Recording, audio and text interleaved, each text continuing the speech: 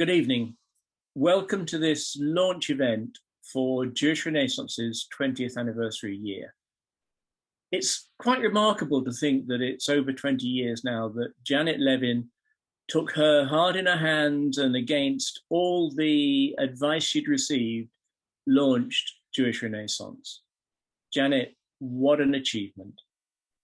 But here we are, about to celebrate our 20th anniversary year.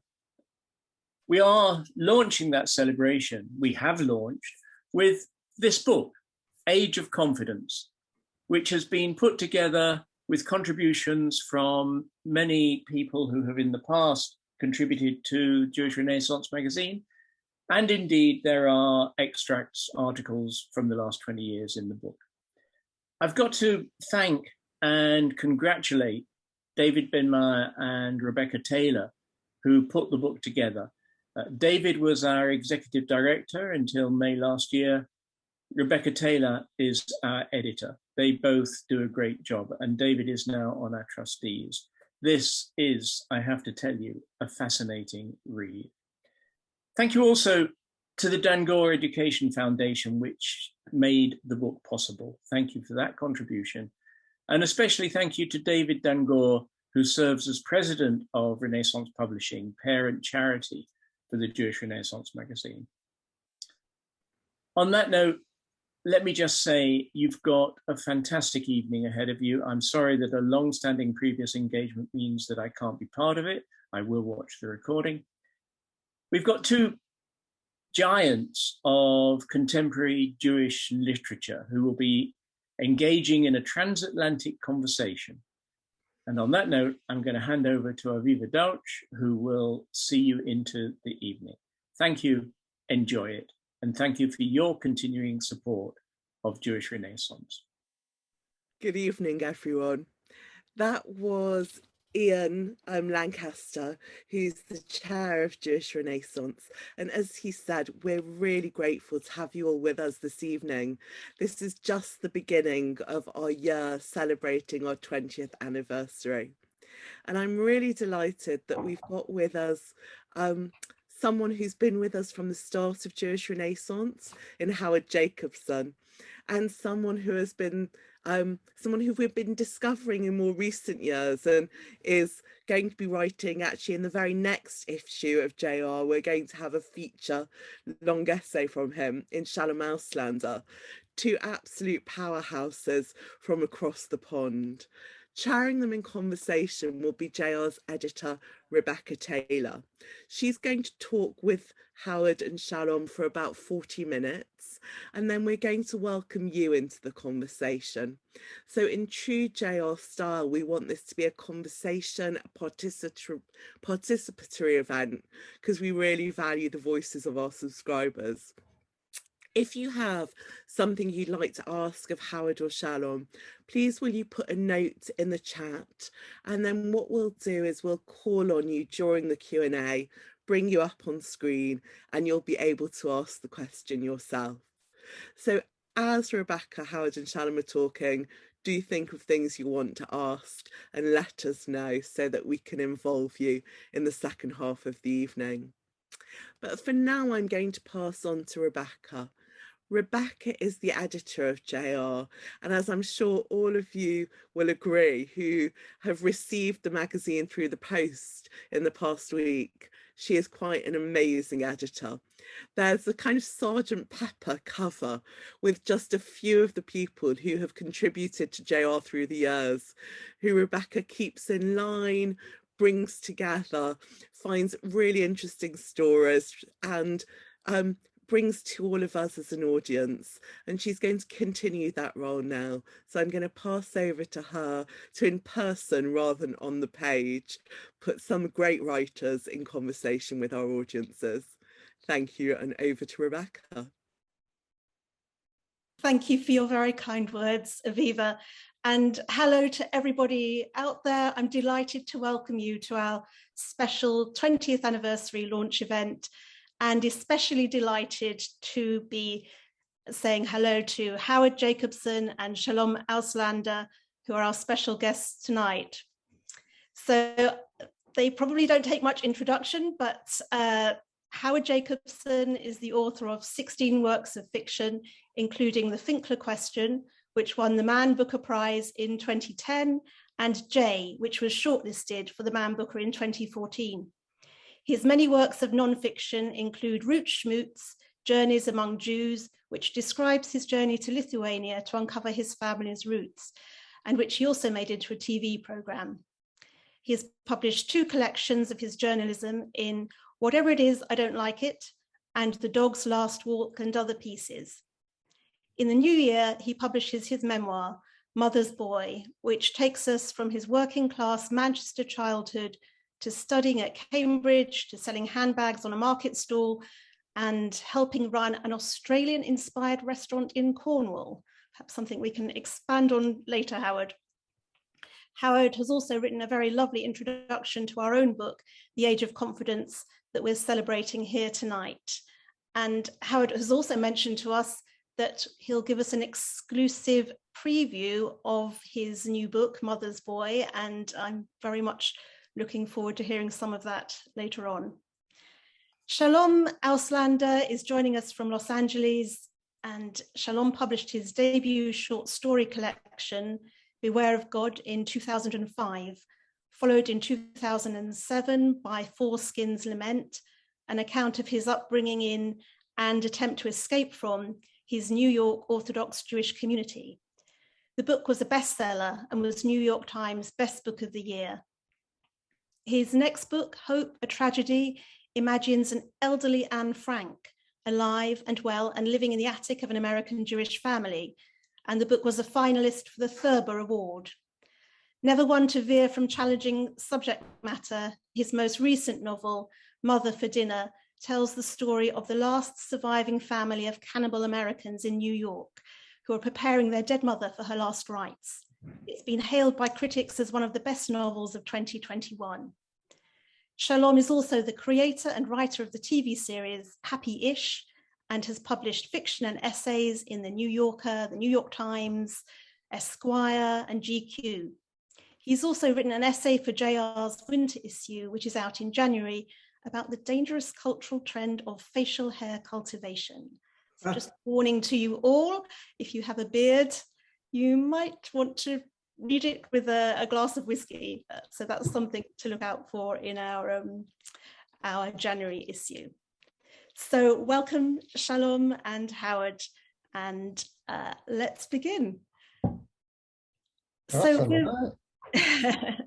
we're very much thinking about our last 20 years and looking forward to the next 20. So I wanted to start by asking you both tonight about what you were doing when you were 20. Where were you? Were you writing? What sort of person were you? Looking back, have you fulfilled the dreams that you might have had when you were 20? So let's start by asking you a bit about yourself as 20-year-olds. Howard, do you want to tell us about 20-year-old Howard? All right, yes, that's a grim time to remember for me, but let me congratulate you. Let me just say well done, Renaissance, on your anniversary. It's terrific. I think it's a great magazine. I don't read many magazines, but I do read this one. And can I say what a pleasure it is that you put me together with Shalom, who is one of my favorite writers. In fact, I would rate him as the second funniest writer in the English language. And we did first meet in Houston, I think, about 15 years ago, and enjoyed each other's extreme drive. Yes, that was way back when abortion was legal. And we had a very nice time there. So, having said that, you want to know, so welcome, Shalom, to my neck of the woods this time. When I was 20, I've just finished writing about this in my memoir, so it's doubly raw. I was at Cambridge and having a horrible time, but I had just found a girlfriend. It was a Manchester girl, because I couldn't find a girl in Cambridge. There were no girls in Cambridge in you don't read this anywhere, but there were no girls as I recognized girls in Cambridge between the years 1961 and 1964. The only girl that I ever encountered in Cambridge in those years was Miriam Margolis. She was a girl. She is a girl and was a girl, but she was the only one that she didn't represent a choice. So I had to go to Manchester to find one, and I found one. And she came to join me when I was 20 for a May ball. And you know the tradition of the Cambridge May ball, you dance all night in a marquee, you're in a dinner suit, the woman you're with is in an evening dress, it's gorgeous, and then you're meant to, the tradition has it that you walk out of your out of the ball, you go to the river, and you've already hired a punt, and you punt down to Grantchester for breakfast. So you do this about 4 a.m. Very dramatic. So we danced, and it had been fun. We danced to the Dave Clark 5. Why I remember that, I don't know, but they were there in person. That's the kind of ball it was. So when I went down to the river, and I took a punt, and I couldn't see where anybody else was, and there was nobody else on the river punting, and it was pouring with rain. So there I was in my dinner suit, and my poor girlfriend, who I then later went on to marry, despite this, and I punted down to Grantchester. The only person keeping alive this Cambridge tradition, punted down to Grantchester. I arrived in the meadow in Grantchester, ordered breakfast. I was the only one there. I was the only one doing this, keeping alive this great Cambridge tradition. It was the only thing I ever did in Cambridge that had anything to do with Cambridge. So my one attempt to be part of the Cambridge world and part of the Cambridge elite fell flat. And it's been a bit like that ever since, Rebecca. Were you writing, Howard, at the time? No. It's impossible. I was taught by F.R. Leavis. I was there to study English under F.R. Leavis. And although I don't hold with the argument that F.R. Leavis, who was a very stern critic, the great critic of that age, discouraged us from writing, he gave us such a high idea of what writing was. He talked so well about literature, and he encouraged us to read the very best, that you couldn't compete. You couldn't compete. I wanted to be Dickens. I couldn't write like Dickens. I wanted to be Jane Austen. I couldn't write like any of them. So I did nothing. And that was the pattern for the next, hence my memoir, which is called A Writer's Beginning, which is all about really being unable to write for years and years and years. The miracle actually is that I ever wrote a word. And it was only sheer desperation that made it happen. But at Cambridge, no, absolutely nothing. I just know nothing. I just walked around the streets of Cambridge, very lonely, wondering what life meant, wishing I hadn't gone to Cambridge, but not wishing I'd stayed at home in Manchester, and certainly not wishing I'd gone to a lesser university. But I felt like the only Jewish boy in Cambridge. I wasn't, just as I was the only person on the river. I felt like the only Jewish boy in Cambridge, the only Jewish boy anywhere, and the only person at Cambridge who wasn't writing. I didn't have, I conveyed that I didn't have a good time. Did you ever, there's an interesting letter by Dostoevsky's wife, who was right about his writing. And she said it was such a drag for him, so brutal and hard, that he could only do it when he was starving, when he absolutely needed the money. And she was saying it in a way that were like, that every time he wrote, they got a little bit of money, but then he'd fuck it up. He'd gamble it away, he'd drink it or something.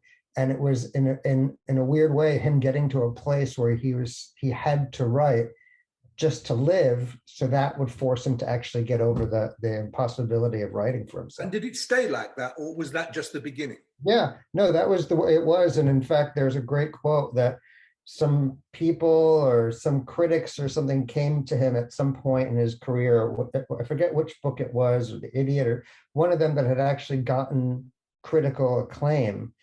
And they came to talk to him and interview him and whatever, and they left. And he stands by the window watching them leave, thinking essentially they have no idea that I don't know what I'm doing. I'm a complete fraud.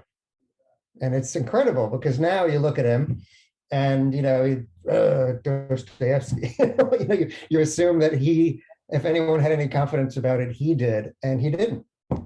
Is it any easier for you? No, it's funny, because at first I was offended that I wasn't included in the JR book, but then I heard it was The Age of Confidence, and I was like, well, I have nothing to contribute to that anyway.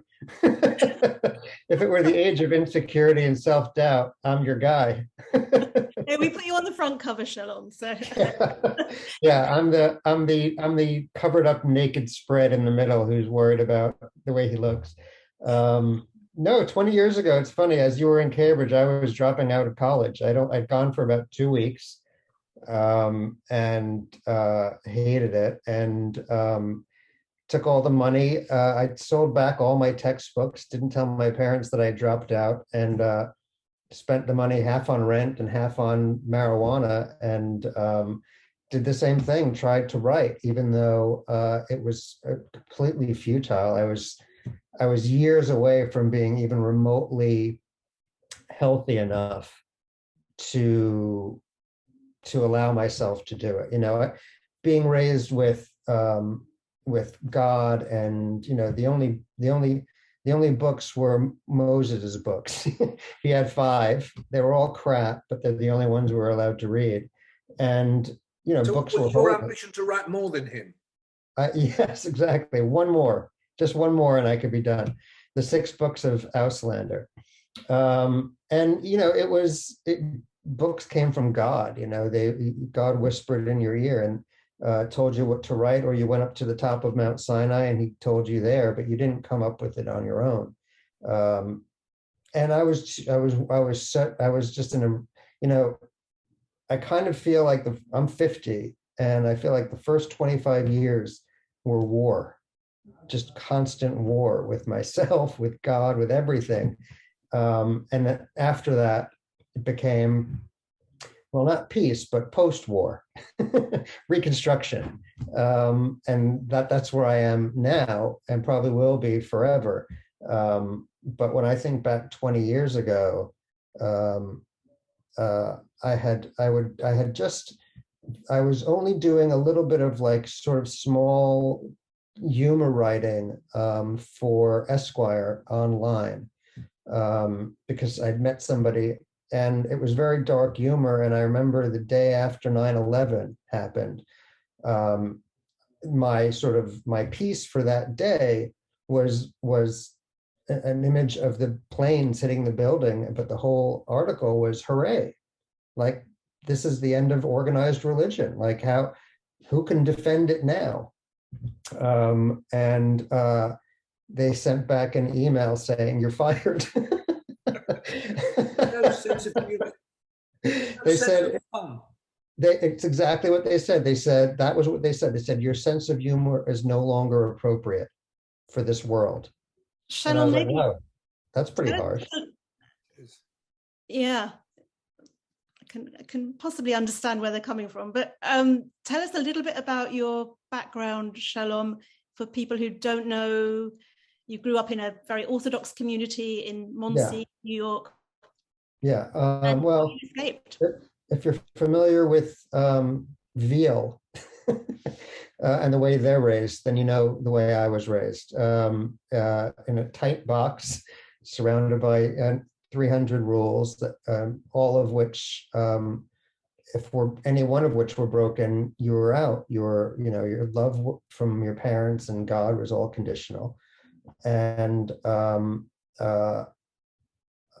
I feel like, it's interesting. I didn't know Howard was working on a memoir about writing, because I've been working on a follow-up to Foreskin's Lament, which was all about my battles with God. And this is a sort of a second go at that at 50.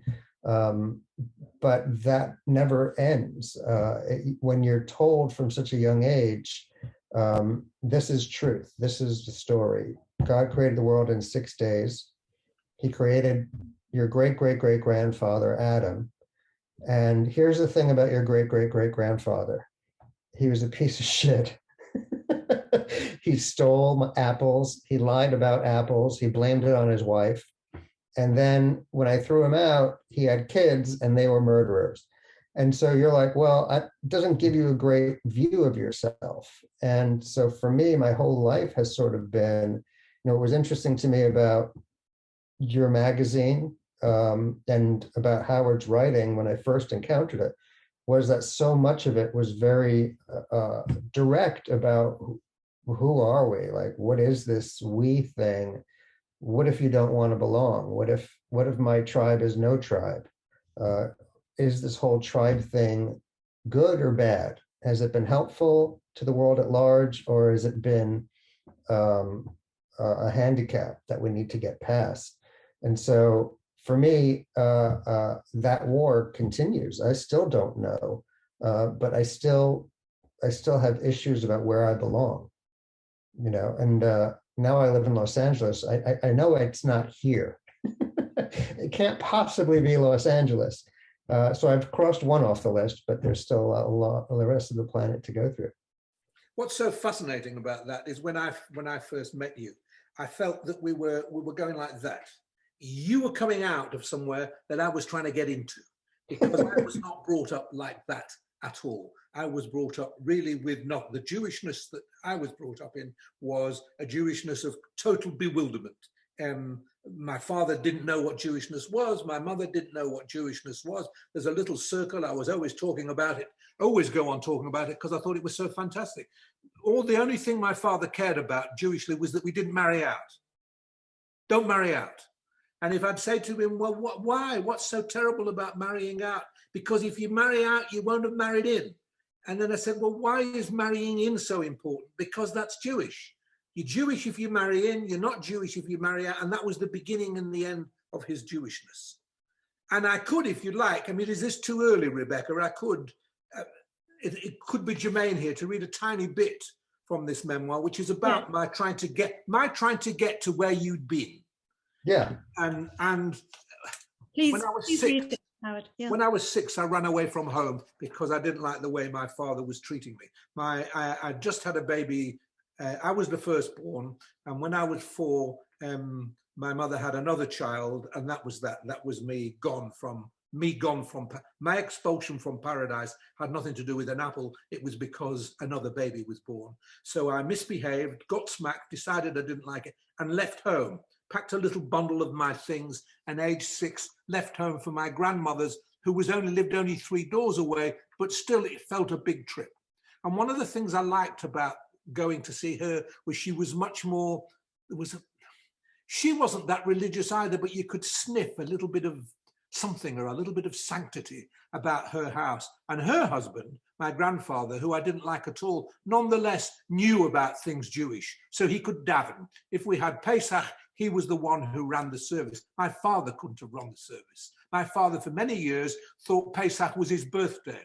It was very sad. My father's parents had no money whatsoever, and my father's birthday occurred round about Pesach time. So when they had the Pesach, they said, this is your birthday. And only by chance, when they went to get him to borrow sugar from some other, from next door, did he discover that they too were having Pesach. Did he realize that wasn't his birthday party, it was Pesach. My grandfather, whose house I ran to, could deal with Pesach. So this was just a little bit of me thinking around what it was that I got from when I went to my grandmother's house. There's a marvelous passage in Isaac Bashevis Singer's short novel, The Magician of Lublin, where a one-time unbeliever comes upon a barrel filled with pages torn from holy books in the antechamber of a synagogue.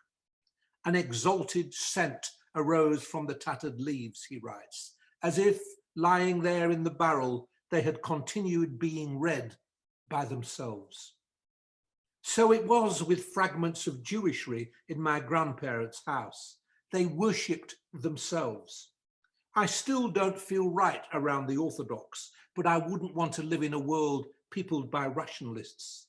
It must have been that the thing that drew me to my grandmother's house, among 100 other tugs at my heartstrings, was the old religion. Without, if you like, religion at all, just the sense of being wrapped in a well-worn shawl, crooned over in an ancient tongue, and kept safe from harm. I loved being with my grandmother, not least because, in the most natural way in the world, she took me back to a place I knew nothing about, and that she probably knew next to nothing about herself, but that, at the same time, in the past, had been ours. She reconnected me. And what she reconnected me to was the very thing Shalom was leaving, has been writing about struggling to leave, fighting to leave, writing about leaving all his writing life, as I understand. Yeah, it's interesting. You know, I do struggle with what am I trying to leave a belief system or a club, you know, a tribe, and I think there's elements of both. I agree. It's interesting because I agree that, like, I'm not sure I would want to live in a world peopled by rationalists either. Not the least of which because they're just tedious and self-righteous. But there's also, you know, for me, it was this, and I'll read a bit because I don't want to be upstaged. I'm going to read a bit from Mother for Dinner, but it's about that. It's that sort of, what club are we a part of? How is this helping? You know, in the US now, and pretty much everywhere, this idea of identity and everyone sort of just identifying by their cultural heritage. And I'm a this slash this slash this slash that.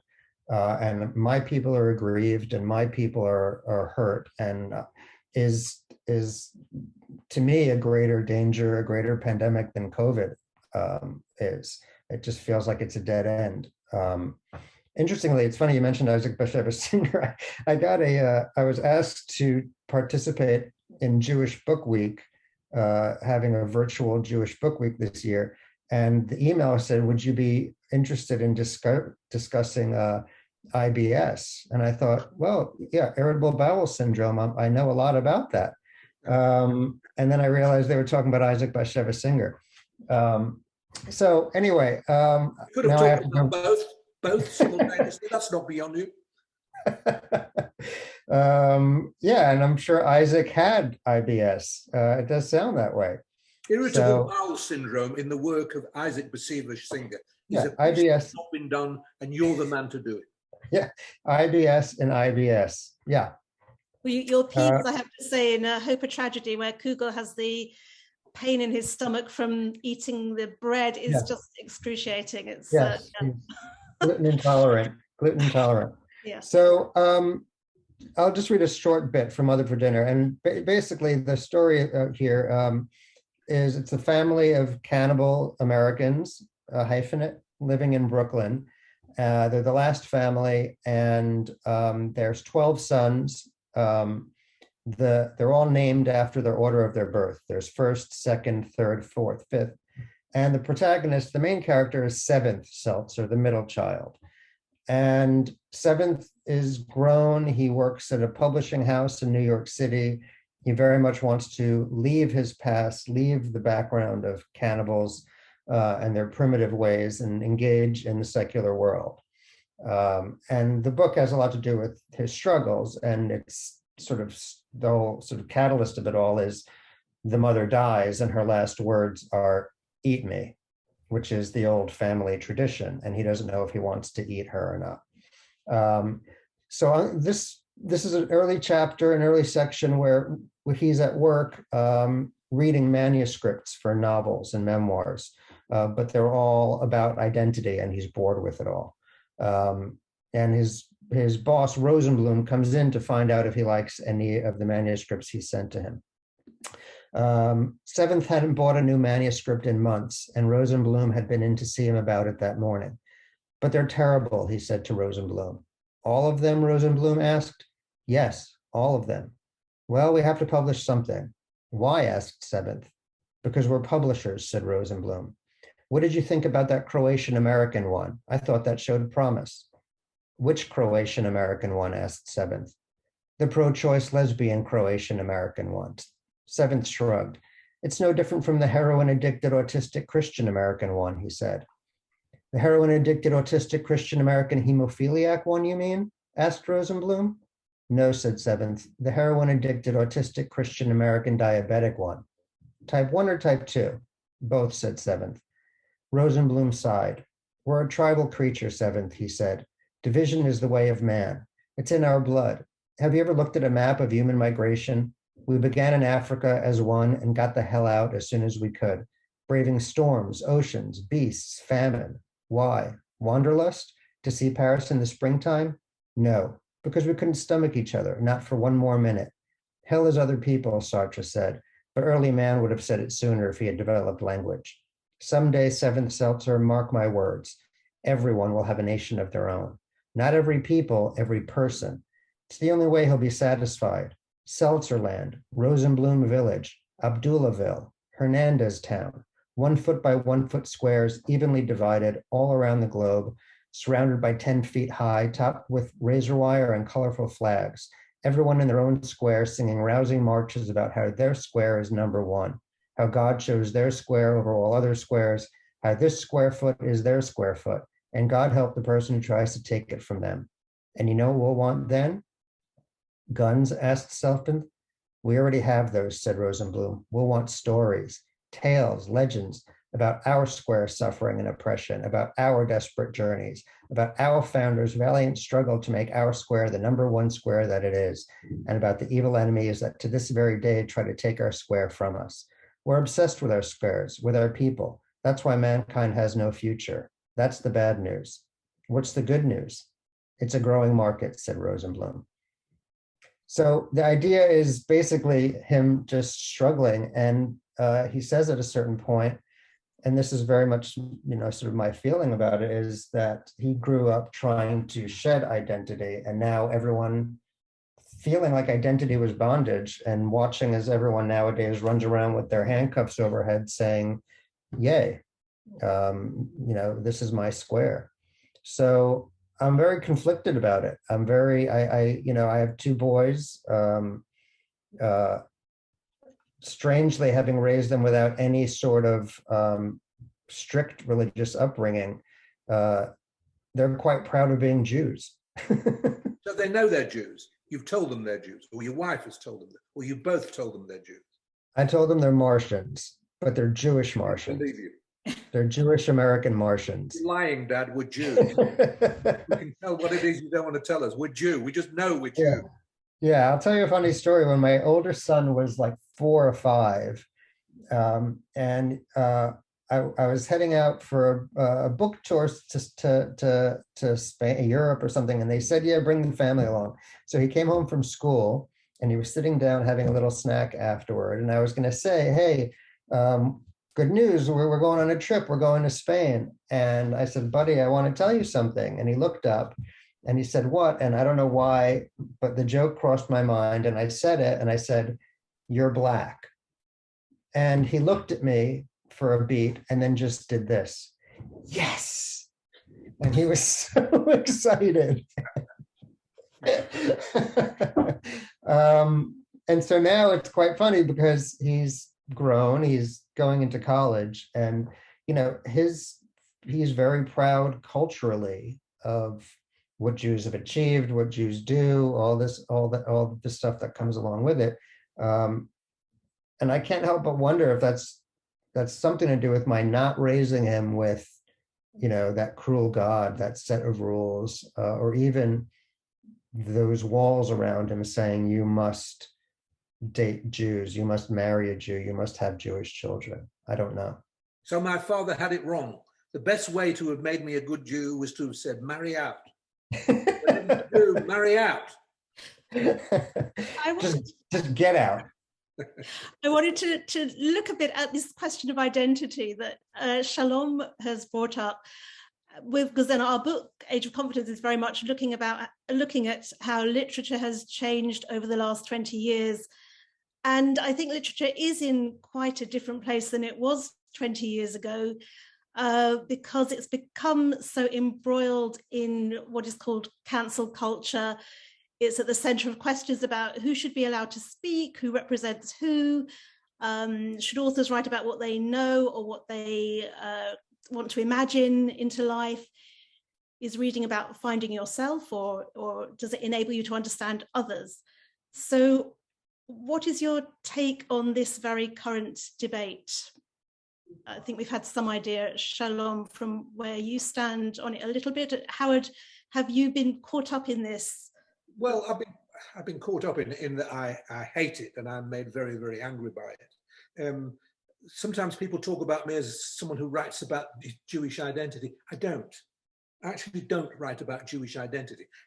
Jews crop up, and Jews are sometimes my subject, but not Jewish identity. And it's not a word. It's not a word I use. I certainly have never believed that you write in.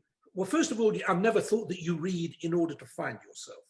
I think we read in order to lose ourselves. I think if we can escape ourselves, that's what literature can help us to do. Okay. So when people say, I didn't like that book because I didn't find myself in it, they should go, yes, I didn't find, yes, like Shalom's book, I didn't find a trace of myself there. The idea of literature being a place that titillates you and reconnects you to yourself is anathema to me. My literary education took me a long way away from any of that. And I don't write to find myself. I don't want to find myself. I know who I am. I know who I am far too well. There's certain questions I want to go on asking about what I've done and where I've been going and what I'm up to, but finding myself or helping other people find themselves, no, not at all. So I'm no believer in any of this. The cancel culture thing is, of course, you can't ask two writers about this without assuming that they will tell you it is absolute, it's monstrous, it's nonsense. And equally nonsense to ever to use literature in any kind of political, the whole bit. If anybody's written at all and written well, they know that what happens is they become entrammelled in language. A novel, a poem, a play, anything that the universities call creative writing is a conversation, a dialogue between you and words, not you and the subject, because you don't know what the subject is. You find the subject. It's you and language has been around a long time, a lot longer than you have. And it will do things to you, and it will do things to your thoughts the minute you engage with it. And that's what we are on about, really. We are on about what words can do. And words are so enigmatic and so mysterious that they cannot allow you and will not allow you to take anything like a sociological or political position. A political novel is not something I will read. For me, it's a contradiction in terms. In the same way, for example, that a cultural boycott is a contradiction in terms. You can't culturally boycott. So when the novelist Sally Rooney recently said she was not going to allow her novel to be printed in Hebrew, that to me, I don't care what she was saying about Israel. I don't care how little she understood. Well, I do care, but that wasn't the first thing of importance to me, that she didn't understand what Zionism was, that she didn't understand the history of Israel. And so what I was most offended by was the insult to literature, the insult to language, the idea that you can write a book and then think you've got any right. You write a book in language. Language is common to all of us. We own it. You can't choose to inhabit language and then decide who's going to read it or not. That is impossible. It is a sin against language. And what is a sin against language is a sin against art. Art comes first. And if you believe in art, then you believe in a sphere that takes you way beyond politics, convictions. We don't want convictions. We don't want beliefs. We don't want belief systems. We don't want opinions. Art exists for us to find our way to something.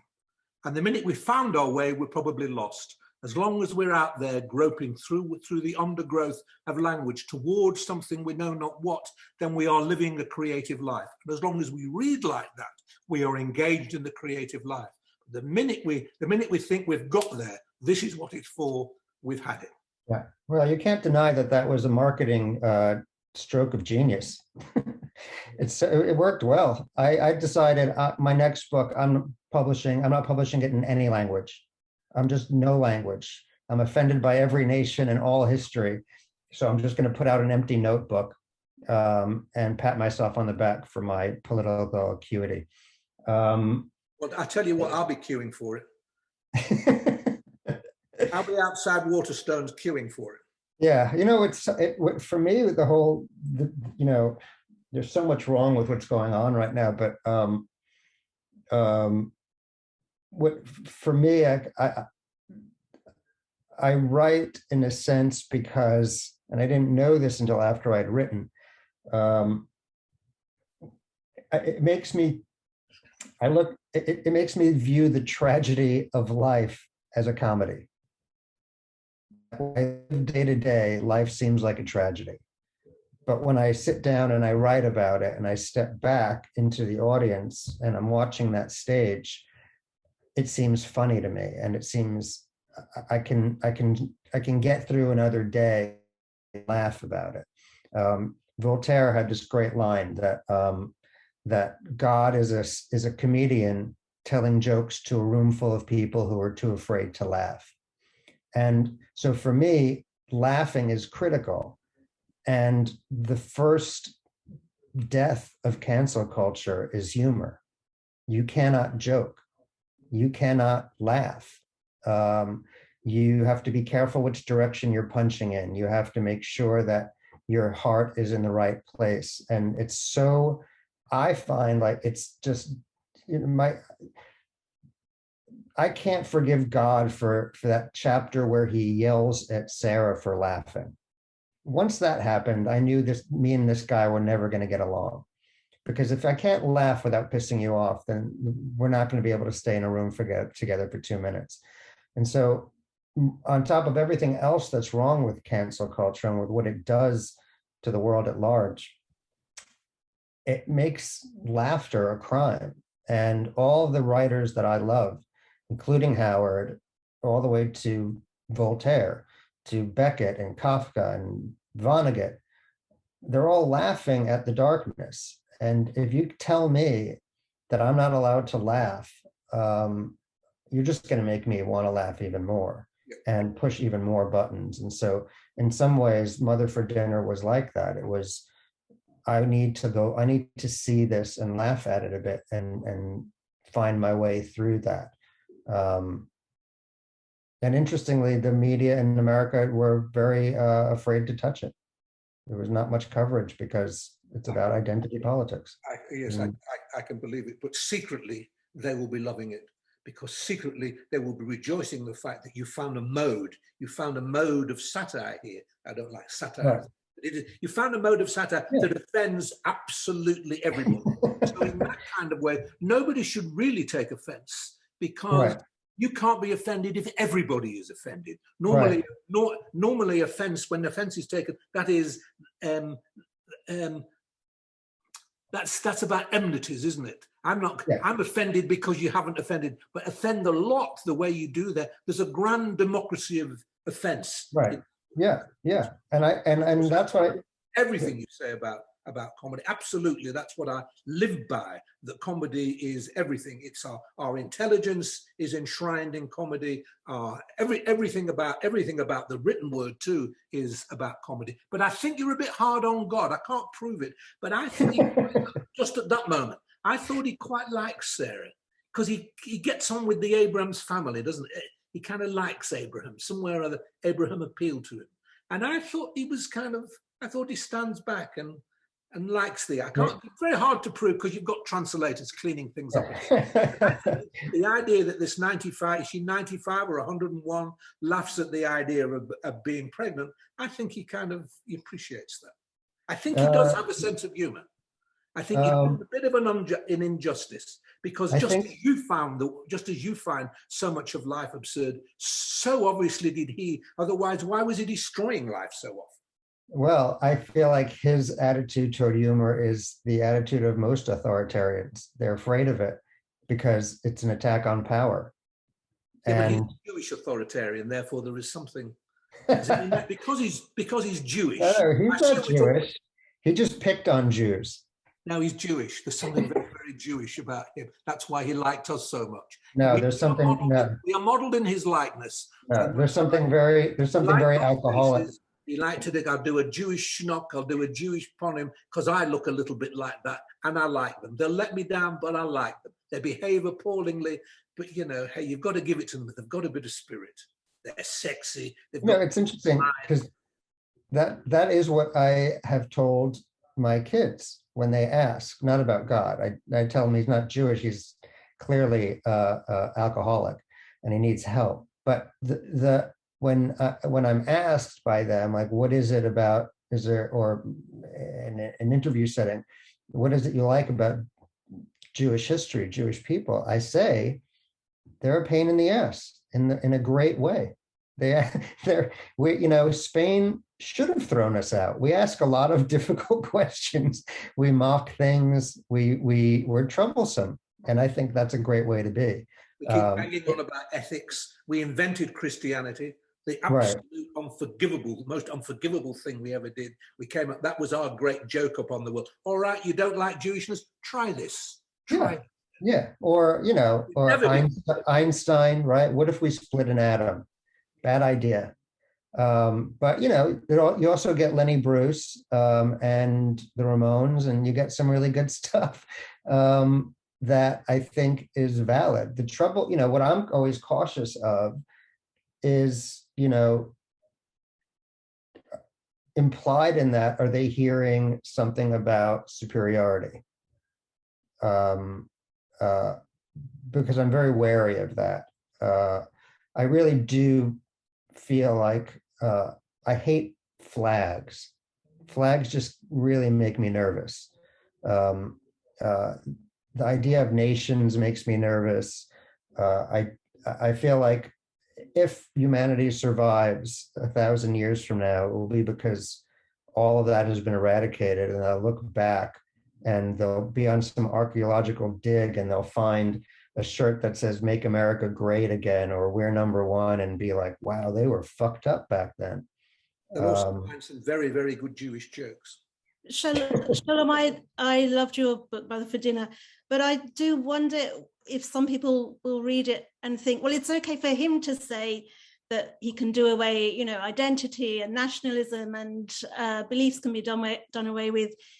His voice has we've had a voice, us white people or Jewish people or Western people. So there are many writers who have not had voices and who are now beginning to discover them, and they will say, well, now it's our time to have a voice, to uncover our identity. Yeah, well, I have no issue with people writing. I'm a writer. It isn't a question of any of that. What the book is struggling with more is what's the end story here? What's the goal? What's the narrative that draws us all together as opposed to the narratives that draw us all apart? And that's what the focus has been lately. The focus has been what makes us different. And I'm much more interested for myself. I don't pretend to have the answers to the world, but for myself, I'm more interested in what makes us the same. I'm much more excited meeting someone from a completely different background, from a different part of the world, different age, who, when we start to actually talk about things that matter, we're exactly the same. Like, that makes me really excited. That gives me tremendous hope. Really? Your mother said the same kind of shit to your father, hid porno in the same place mine did? That I find to be so exciting and so uplifting, that the opposite discussions about you don't know what it's like to this, or you can't write about what it is to be a woman, or you can't write what it is to be a Jew. I just find that so tedious, and it feels like someone has grabbed the controls of the plane and is just aiming it for the ground at top speed. I don't see how we pull out of this nosedive. I don't see how it gets us anywhere good. There is a joy, though, in distinctness. There is a joy, though, I think, in saying a thing is this thing and not the other thing. I know exactly what you mean humanly, person to person. Yes, that joy we encounter when we discover sameness instead of difference. But somewhere or other, I don't want to be everybody else. That doesn't mean I want to be. I am more of at war as a Jew than you are, obviously. Partly because, in a sense, you grew out of the war, and I never had the war, and now I want the war. I want the war that you had, because it was a kind of a war for you at the beginning. You were being told that you were this and you were not another kind of thing. And I want a bit of that. I am this and not another kind of thing. And I'm trying to think, do I feel vengeful? I wonder why I engage myself, I suspect more than you do, with the politics of Israel. And it's not about that I particularly love Israel. It might not even be that in the end I that much care about Israel. What I care about is the way I and other Jews have been talked about. When I come across the Sally Rooney version of anti-Zionism, what makes me so angry about that is the way people talk about Israel now is the way a 15th century anti-Semitic Christian would have imagined a Jewish state had there not been one. People are not, when they're describing Israel, they're not describing the politics of the place, they're describing what they always expected. This is what we always expected Jews would do. So Israel, if you like, Israel is a mirror of their hatred and their fears. And because it then in their own terms acts up to that thing they always thought it was going to be, it kind of confirms it. So Israel matters to me not as a political entity, but as an argument conducted by people who don't like Jews and who feel that their hatred of Jews is now vindicated. And I want to go on having that battle along those grounds. I don't know whether this even relates to what you were saying. Maybe this isn't a battle about distinctness or difference at all, but it adds an urgency to my sense of what being, I don't even want to say what being a Jew is. I feel there is an argument to be had here on behalf of against the way Jews have been spoken about, that not only Jews should care about, everybody should care about this, because it's the fostering of a terrible illusion, and it's the justification of a very particular hatred. If you like, in the hatred of Jews, all hatreds are encapsulated. This is what it is to hate somebody other than yourself. So actually, it does come back to what you were saying. It is about the hatred of Jews is the quintessential hatred of difference. I guess you don't have to address that. That's just no. I understand what you're saying. I guess for me, if the reaction, if how I'm feeling is inspired or caused by someone's hatred, then I understand the feeling, but I'm not so sure that it's always the right answer. It's a response to hatred. And that may be necessary and may be required. I do know that that friends of mine who are African American will say the same exact thing about being Black, that all hatred is racial hatred, that everything's encapsulated in the history of Africans. There are Spaniards who will say that. There are Christians who will say that. The guys who started the Crusades. And I guess I'm wary because I grew up with so much of that everybody hates us all the time mentality. Sometimes, real. I had neighbors who would shoot BB guns at me on the way to shul on Shabbos, because we were Jewish kids. Sometimes hilariously ludicrous, like the time me and my friends on one Shabbos went walking at the golf course and a bunch of guys started shooting golf clubs at us, hitting golf balls at us. And I ran home, sure that the Nazis were, coming back. I told my mother. She became irate. She took me by the hand, dragged us back to the golf course, asked for the manager. The manager said, "I'm so sorry, show me who they were." And we take them down, and so it was those guys. And he said, "Well, where were you?" And we said, "We were walking over there." And he said, "Well, I'm sorry, but that's the driving range." They weren't shooting golf balls at us. They were just hitting golf balls, and we were walking around in there. And my mother would not, for a minute, consider that we had messed up. She said, "Well, if you weren't Jews, they would have stopped." I'm a bit with your mother, because whatever the truth of this story, there are people who will aim balls at you. They will aim balls at any. Listen. You have had balls hit at them. The one thing we can agree on is we all hate golfers. I think we can all agree on that. But Jewish golf is the worst of all. Larry David on a golf course. Yeah. Yeah, you know, it was the Mark Twain thing, golf is a good walk spoiled. So look, I'm not going to defend golfers, but I do feel like, you know, being raised with, there's a target on your back, they're coming after you. It's not you know, when my rabbis said never again on Holocaust Remembrance Day, they were saying again, probably like in 20 minutes. Like, it was very clear.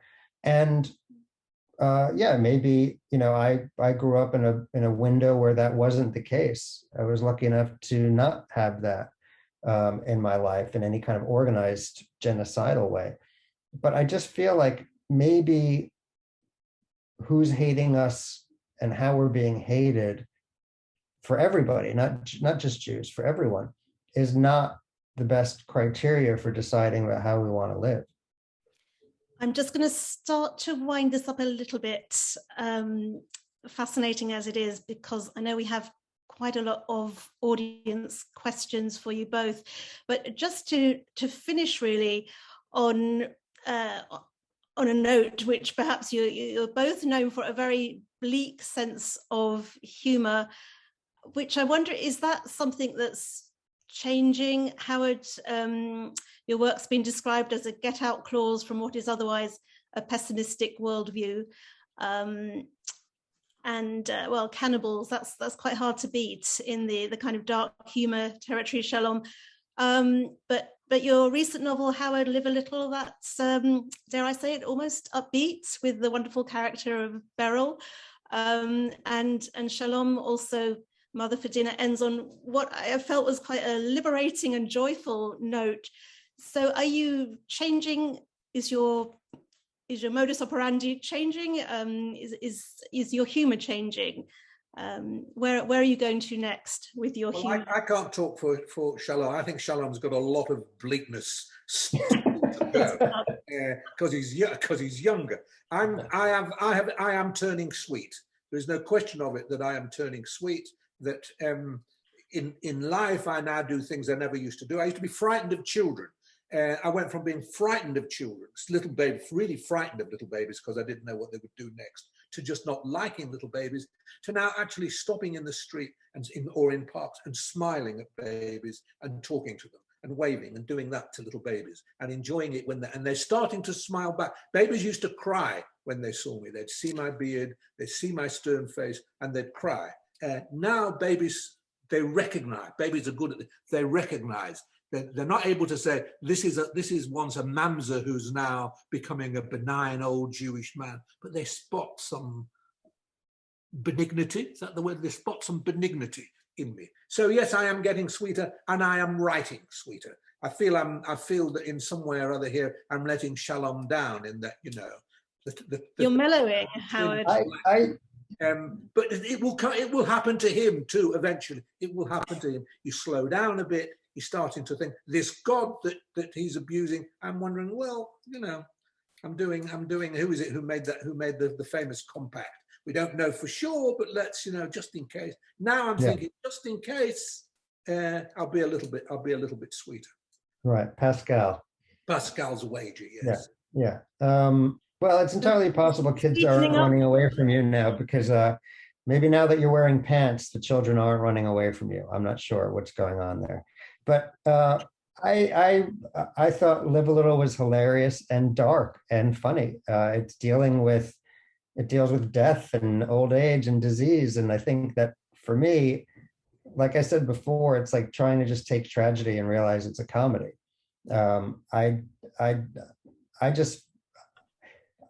It isn't a question of changing or sweetening. I just think it's the things you choose to laugh at and the things you need to laugh at different points in your life.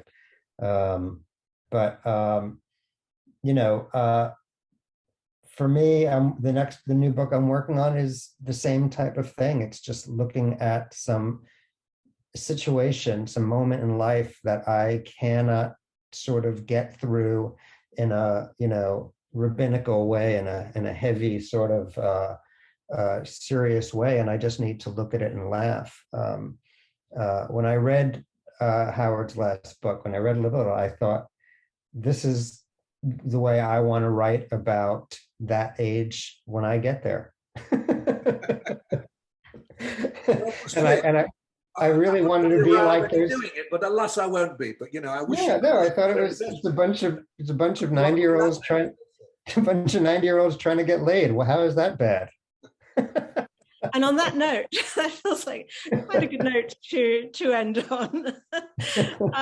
Shalom, we're very much looking forward to your next book and even further books in the future. But yeah, very much looking forward to that book when you're 90 or 95. About 90-year-olds. Yes, and Howard, Mother's Boy is out in March, you told us, and that is something I'm sure our audience and readers will be really excited about. So I'm going to hand back to Aviva, who is going to highlight the questions that our audience have for you both. And thank you both. It was a real pleasure to speak with you. Thank you, Rebecca.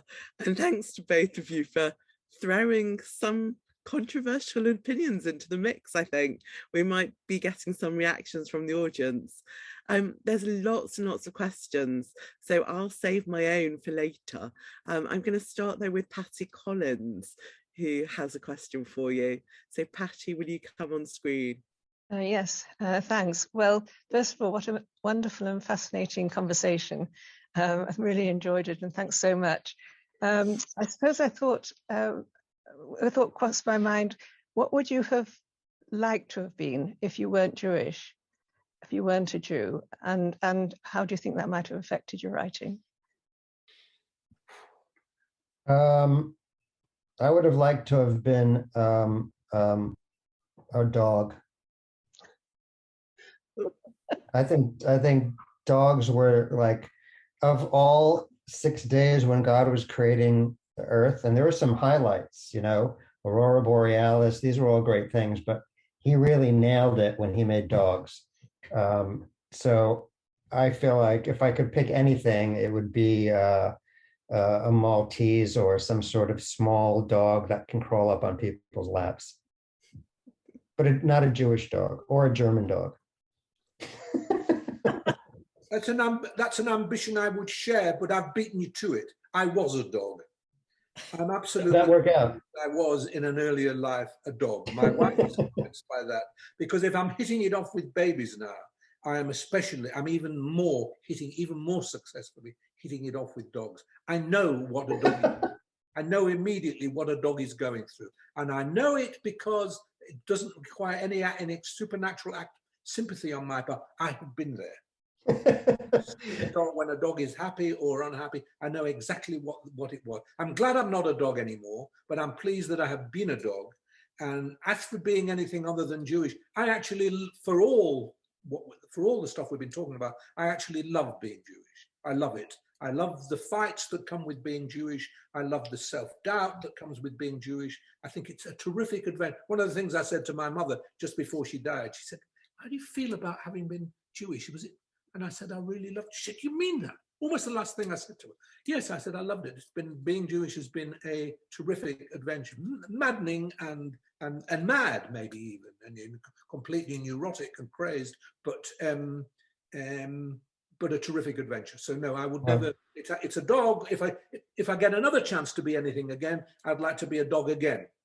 Hold on. The last thing your mother said to you was, "Did you like being a Jew?" She didn't quite. That might be the most Jewish mother in the world. She was the most Jewish mother in the world. She was. She misheard something I was saying about being Jewish, and she said, "Well, she knew I was writing this book." She died in the middle of this memoir, and she knew to get the hell out quick. And she knew I was writing it. She said, "You're not writing anything horrible about being Jewish, are you?" And I said, "No, I'm not writing anything horrible about being Jewish, because I have loved being Jewish." And she said, "You love being Jewish. You make me feel so well saying that." And it could be that she just closed her eyes thereafter. I said the ultimate thing that a Jewish boy can say to his mother: "I've enjoyed being a Jew. I am enjoying." That underlines the difference between us. When I told my mother I was writing a memoir about being raised Jewish, she said, "Who cares?" Literally, she said, who cares? Who's going to want to read about that?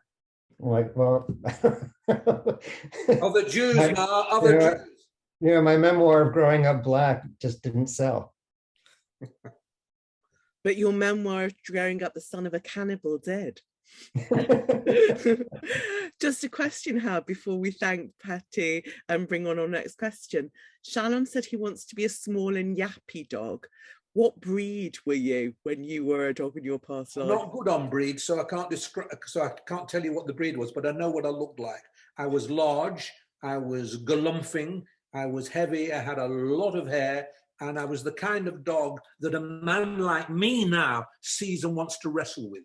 When I see the kind of dog I was, it's big and shaggy with a big wet mouth, and you imagine being on a lawn in the country and just rolling down a green hill with. I was the kind of dog that a man like me wanted to roll down a hill with. Does that help? I love it. Actually, God's going to send me back as a dog just to fuck with me, and I'll be like that one-legged dog the homeless guy owns, who's like on the street corner all matted and blind, and he'll be like, you wanted to be a dog? Now you're a dog. And that'll serve you right. So what your answer, Howard, has just made me think is that I'm going to swap the order of the questions that we had. We had lots of questions from the audience, but one is from David Browner. And the reason I'm going to bring him on next, although he wasn't first on our list, was because he's just edited the first big academic work on Howard's writing. And on the front of it, he puts an image of Jacob wrestling with the angel. And you just said you were the dog that you would wrestle with the dog, or you'd be the kind of dog that wanted to wrestle. So to me, that sounds like the perfect cue to bring David on. Maybe you'll talk a little bit more about that with him as well. Okay. Many thanks, Aviva. Yeah, I'm going to have to change my question, because I was just about to ask about Jewish mothers, because it struck me as a bit of a cosmic and sort of happy coincidence that Howard's latest book, which I'm reading an advanced copy, and I have to say, I'm going to give it a plug. You've already given it a plug. I'm going to give it another plug, and I'm going to say I'm halfway through, and I think it might be the best thing you've ever written. I think it's absolutely wonderful. I'm really enjoying it. Of course, Shalom's latest book has also got mother in the title. So I was going to ask something about kind of Judaism as a matrilineal religion. I was going to ask about Jewish mothers, but let's pause that for a moment, and I'll ask you instead a question to do with the detail that Aviva brought up about Jacob wrestling with the angel, which I mean the reason I chose that as the cover, I chose a 19th century French painter's rendition of that subject, and the reason I chose it is because Howard in his in a couple of interviews, I think, or an essay in an interview, used that or referred to that episode from the Bible and used it as a kind of metaphor for the way in which readers wrestle with books, but also the ways in which writers struggle with themselves and with the word, with language, that you were talking about that earlier, Howard, the way that it's always a dialogue between a writer and language, and perhaps not just a dialogue, but a struggle. So I suppose that what I'm groping towards is to ask a question about that process of struggling with language and struggling with oneself, and to what extent, I suppose what I'm really interested in is to what extent that struggle is altered, if it is, in fiction as opposed to memoir, because that's the other thing that you now both have in common. You've both now written memoirs and also fiction. Is it a different kind of struggle to write, to find that voice, to find the right lexicon, the right way to express yourself when you're writing memoir from when you're writing fiction, or is it essentially the same kind of struggle? Well, I don't know about, I'm not going to hog this, I don't know, and it's nice to see you, David, thank you, and I'm pleased you like the memoir, delighted in fact. Okay. I don't know about Shalom, but I have found this the most difficult book I have ever written, for all sorts of reasons, and not all. It doesn't show. It doesn't show. Well, I fought very, very hard with it, partly because when you're writing a memoir, what's one writing a memoir for? In many ways, I don't know whether Shalom feels this too. I've kind of written memoirs. I've done it. I've done it. My novels are, in a way, they are struggles with myself and struggles with my life, struggles to get rid of myself. So I never knew. When I started to write this, it sounds really naff, but I thought it would be good to write a book in which I apologize for being a shit, for being a horrible man a lot of the time, a horrible father, a horrible, horrible husband, a horrible boy when I was going out with girls, just horrible, bad manners, a horrible friend. I've let a lot of people down, and I did it. And I presented this horrible, horrible book to my publishers, and they said, you come over as a bit unlikable. Well, get away. But I mean, I just should have said, well, then, publish it or not. What I did was I didn't try to make myself likable because I know my limits, but I kind of shaved some of the unlikableness off. And I don't know whether that was a good thing to do or not. But I've not found it as pure an activity. I'd love to hear Shalom on this.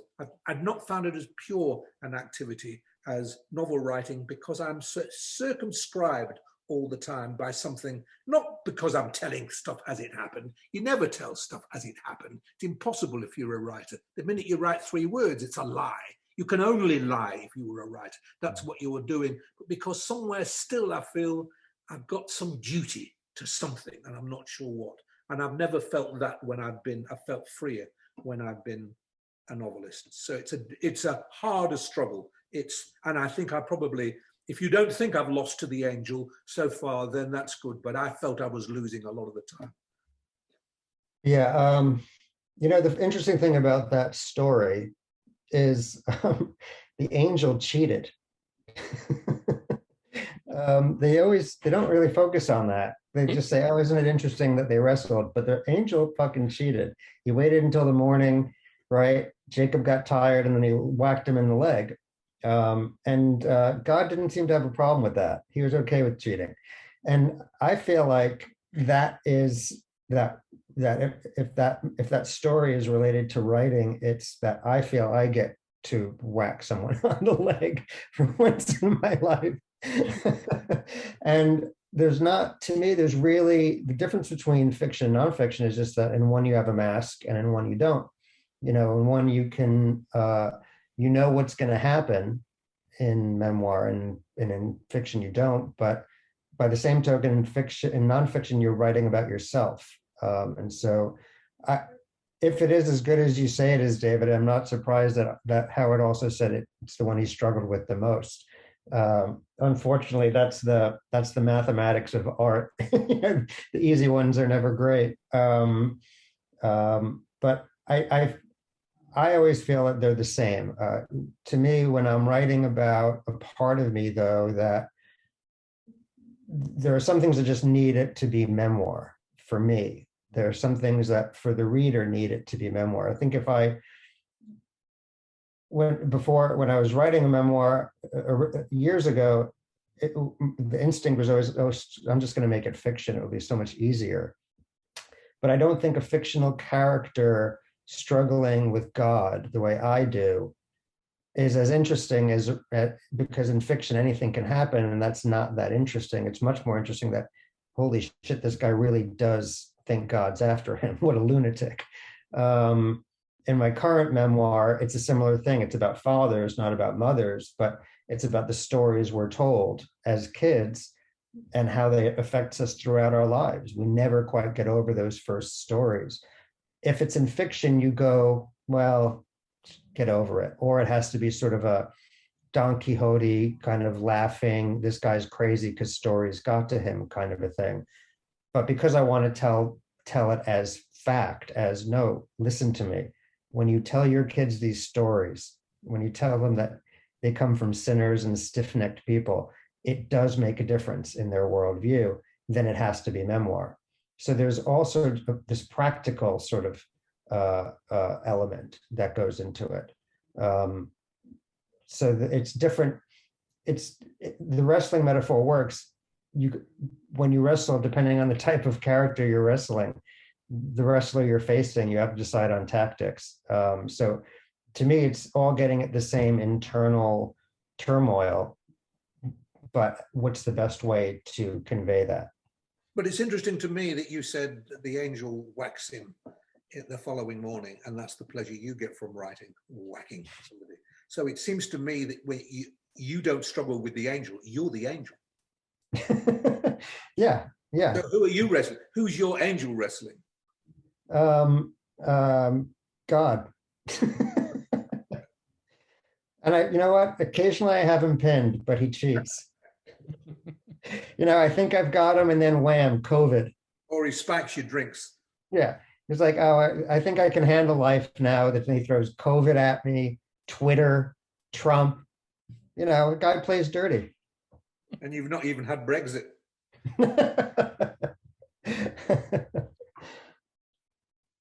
Okay. Thank you. Thank you very much for that. That's great.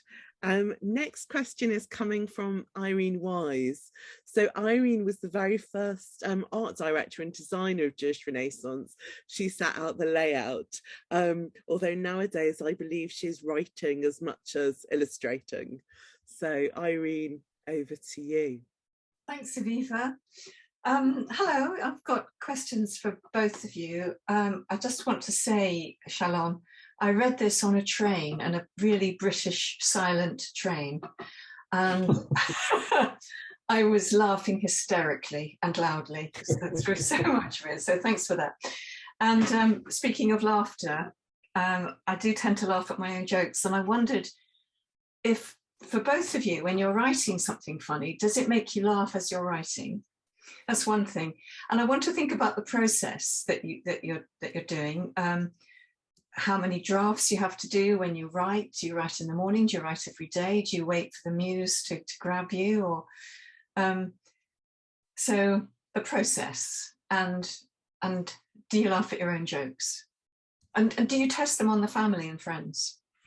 Okay, whoever goes first. Who has friends?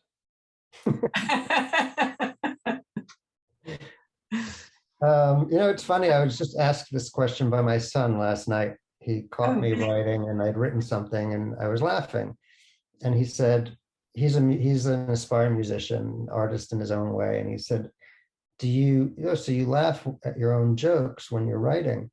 Yeah. And it's a weird thing. I said, you know what? It doesn't feel that way. I feel like I'm laughing at words on a page and what those words are doing. But I don't see it as a gag or my joke. It's just like, oh, look what happens when you break the line there and move that word there. That's pretty funny. Like, I don't take any personal credit for it. It's just words do that. Words on a page do that. I've written for TV and film. It's not the same thing. That feels like gags. That feels like trying to create a funny thing happening. But words on a page just are words on a page. They're amazing. I don't know how to explain it. They just are. When sculptors talk about releasing the figure from the stone, that the figure is in the stone, I feel it's like that. You find the joke in the joke is in the language, or the possibility of the joke is in the language, and you release it. And sometimes you can be very pleased with yourself for having found a way to do that. But the idea that you would laugh just at your own cleverness is, that would be wrong, and that's the wrong kind of. I agree absolutely with what Shalom said about it's in the language, it's in the words, and it's what makes me laugh when I read other writers that I really like too, what they have found a way of getting words to do. So in an odd kind of way, you're laughing at the potentiality of language as anything else. Yeah. Sometimes what you've released is so funny that you do laugh out loud. Yeah. Yeah, I have an office here, but mostly I write all day in coffee shops, and I'm the weird dude in the back laughing at his computer screen that everyone occasionally drops a quarter in my coffee cup and walks away. I didn't mean it in the sense of you laughing at your own cleverness. I really meant it just like you've written something and suddenly it just tickles you and makes you think it's so funny. And also, Howard, when you said it comes out of the stone, in view of what you were just talking about, it makes me think of the Jacob Epstein sculpture of Jacob wrestling with the angel. Yes. And I just got that image of and suddenly I've seen it in a different way. I suddenly think well, the angels making Jacob laugh. Yeah, well, I like that idea. It's and the struggle is everything. I really do value the struggle, and I write and write and write and I rub at it. I rub at it and rub at it and rub at it. I've just been looking at the work to have a conversation in Hatchards in a couple of days' time about Leon Kossoff, the great painter. And it's fantastic. He just works over it and works over it and works over it. And that's what it's like for me to work over it and work over it. And then the skill, of course, is to remove the appearance of labor, because nothing is work. So you labor and labor and labor to remove the appearance of labor. And that's immensely satisfying. And I suppose funny in itself. But there's no contradiction between the idea of comedy and struggle. Comedy and struggle are companions. Everything in writing, in all art, I would imagine, is a companion to of struggle. So for some people it's easy. People talk about Kossoff and Auerbach together, and I don't know much about Auerbach's working methods. I know about Kossoff's working methods, but Auerbach's work is much more seductive when you see it. It looks as though it's been quicker and it's more gorgeous to the eye. But what's lovely about the Kossoff is how gorgeous to the eye it's not, and how he kind of engages you in the struggle. So you have to immerse yourself in it. And sometimes I would like, sometimes one writes things which are immediately pleasurable to people, and if that's what they feel, that's good.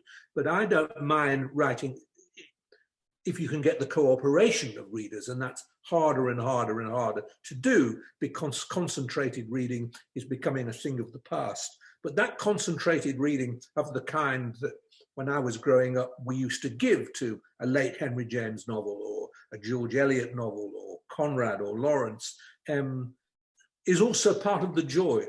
Sometimes you work so hard reading Henry James or Lawrence, it's a kind of comedy. You can actually laugh at yourself at what hard work it is to do it. And yet that's part of the joy of it. That's part of the yield, the pleasure yield.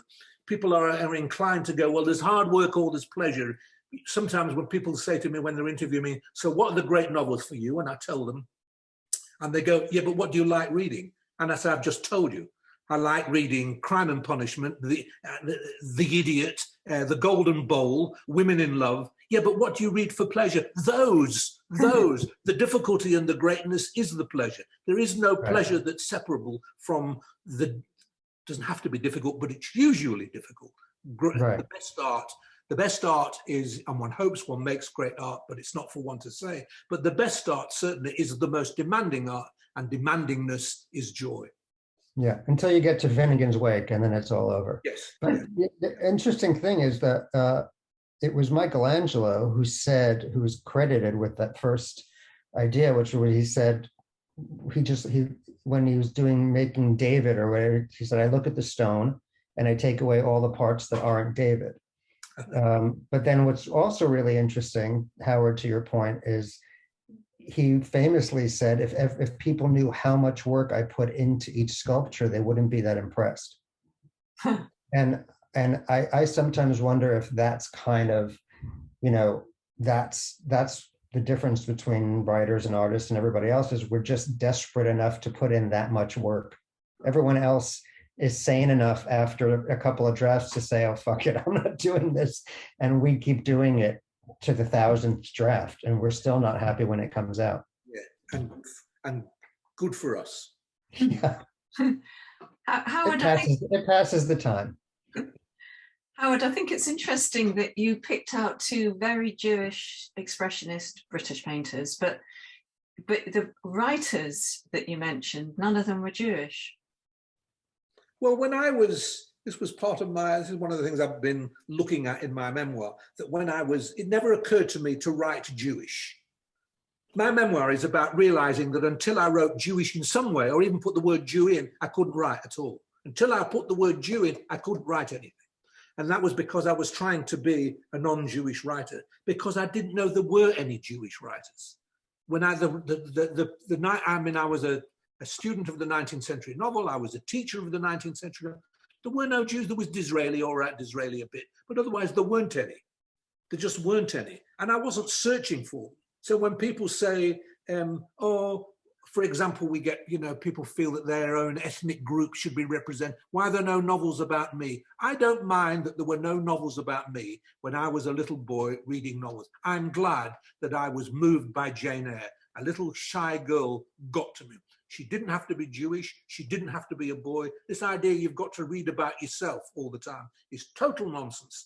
And this harks back to what we would say, to what Shalom was saying about identity before. I didn't need Jewish books. I didn't hanker after Jewish books, but it turned out that I had a sensibility that needed a shot of Jewishness in it before I could get anywhere. But I didn't read Jewish writers to get that. I just got there. And then people said, oh, you like Philip Roth, or oh, you like Woody Allen. And then I started to read them. And I thought, yeah, to a degree, yeah, a bit I am, until I got fed up with that. Right.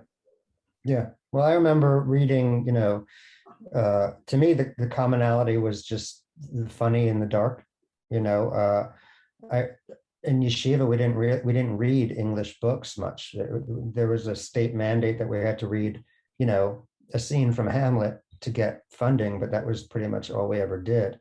And so when I discovered Kafka, I thought he was hilarious. I didn't realize he was serious. I thought he was just funny. And then found out, oh, he's Jewish. Okay, yeah, I can see that. But then went to Beckett and thought, he must be Jewish. And he wasn't. And then went to Joyce, and Joyce wasn't Jewish. Vonnegut surely had to be Jewish. Nope, Vonnegut wasn't Jewish. But they all seemed Jewish to me. Do you know what I mean? They all seemed to have this. Joyce would love to have been Jewish. He tried very hard. They were all outsiders. Yeah, well, they were. To me, they were just all brave enough to stare into the abyss and have a bit of a laugh. Brilliant, thank you. Thank you. On that note, thank you very much, Irene. In a moment, we've had so many questions coming in, but I'm afraid time's running out. So we're just going to take one more. I'm going to pass over to in a moment. But I just want to say one thing.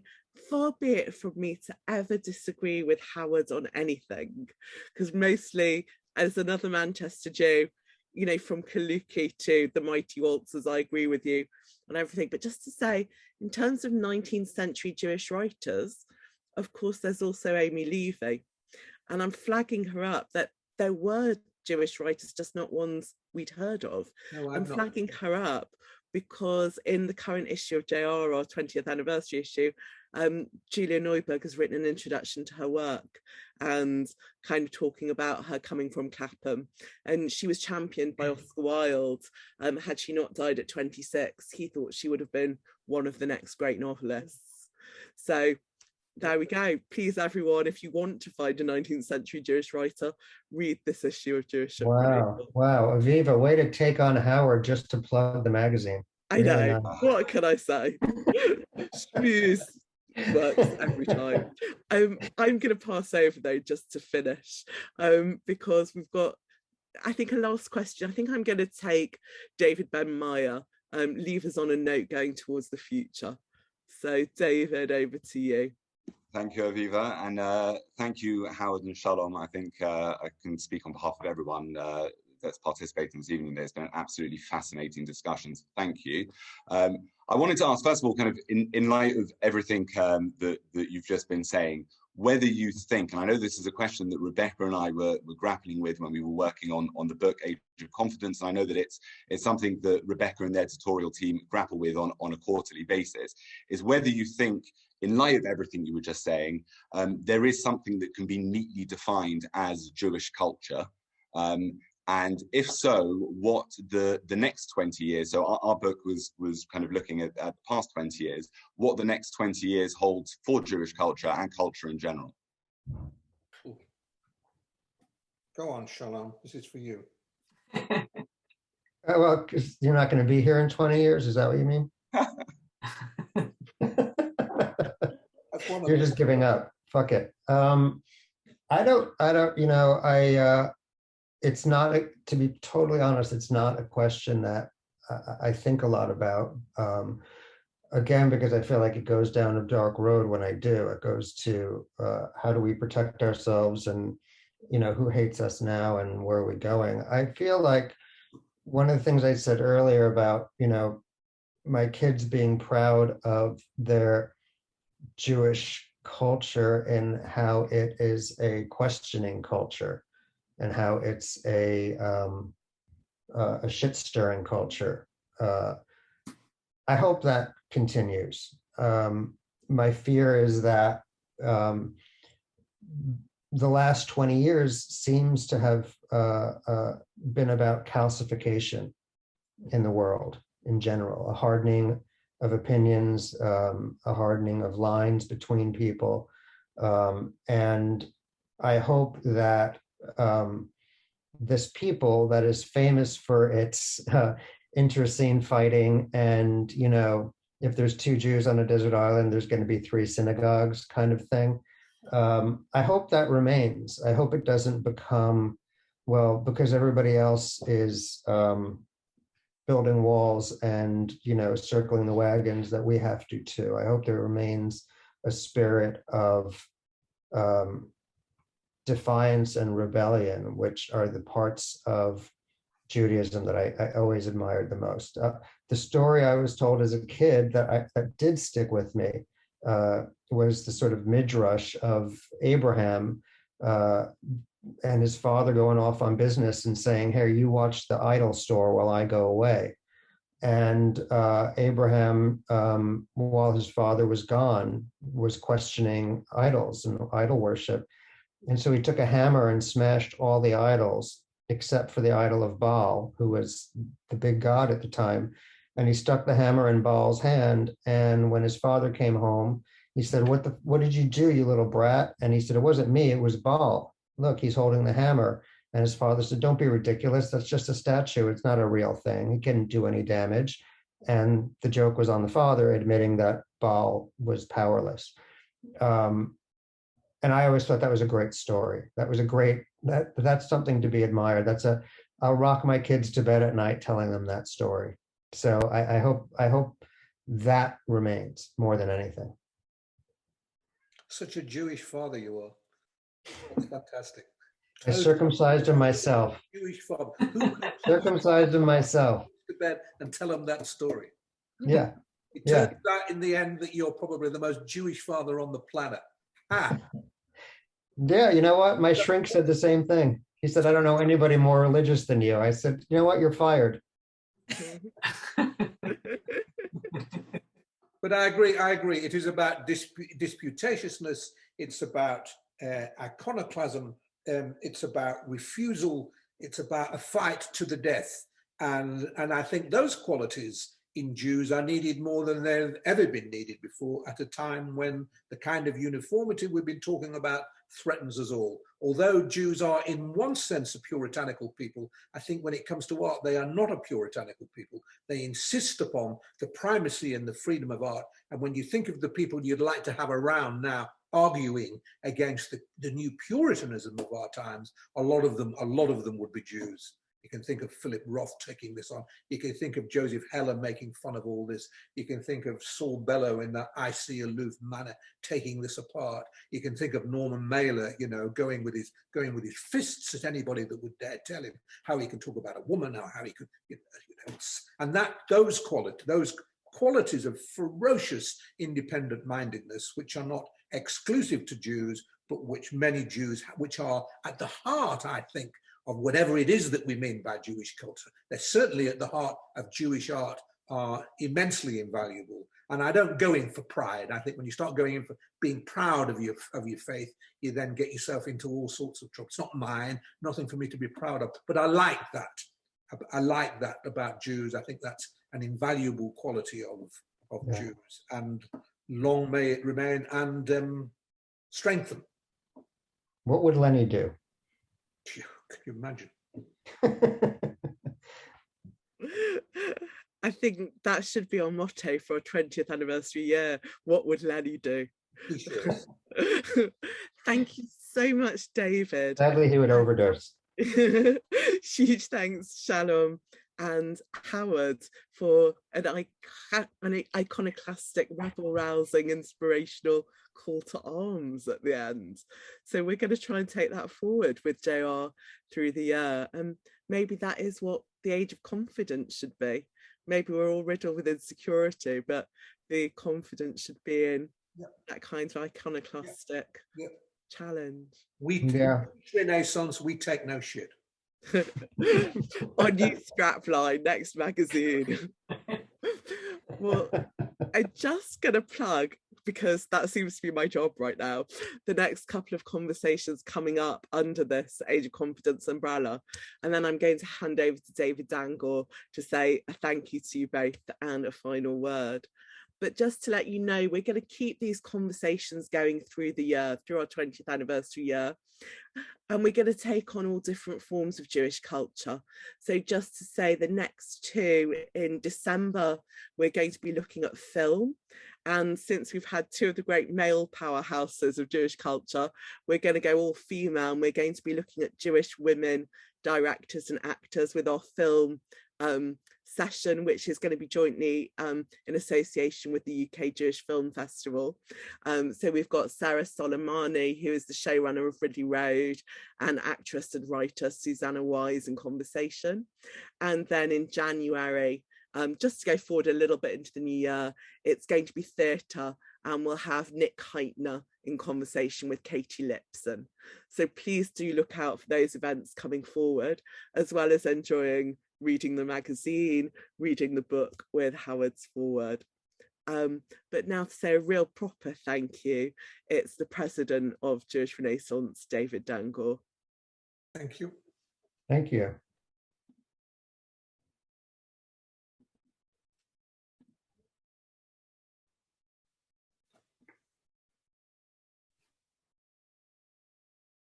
I think you need to unmute him. There you go. Thank you. Well, like many at this event, I was at the first launch of Jewish Renaissance at the Jewish Museum on the 4th of October 2001.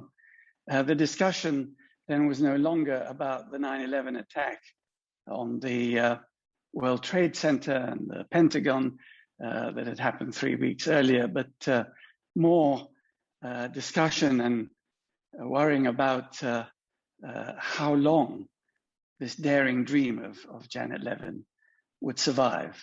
And now, 20 years later, we can see, thankfully, how it's not only survived, but thrived and become a cherished friend to so many of us.